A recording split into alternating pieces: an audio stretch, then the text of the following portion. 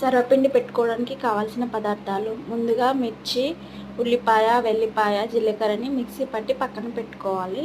ఆ తర్వాత కొంచెం బియ్యపిండిని తీసుకొని ఇందులో పల్లీలు, నువ్వులు, కరివేపాకు, కొత్తిమీర, ముందుగా సిద్ధం చేసి పెట్టుకున్న పేస్ట్, కొంచెం సాల్ట్ వేసి బాగా కలుపుకోవాలి. ముందుగానే పిండిని బాగా కలుపుకోవాలి. ఆ తర్వాత కొన్ని వాటర్ వేసేసుకొని కొంచెం మెత్తగా కలుపుకొని ఒక హాఫ్ అన్ అవర్ పక్కన పెట్టుకోవాలి. ఆ తర్వాత పిండి చూడండి ఎంత మెత్తగా అయిందో. ఇప్పుడు వేరే ప్యాన్ తీసుకొని అందులో కొంచెం ఆయిల్ వేసేసుకొని కొంచెం ముద్దను తీసేసుకొని ఇందులో వేసేసుకొని ఇలా ఒత్తుకోవాలి.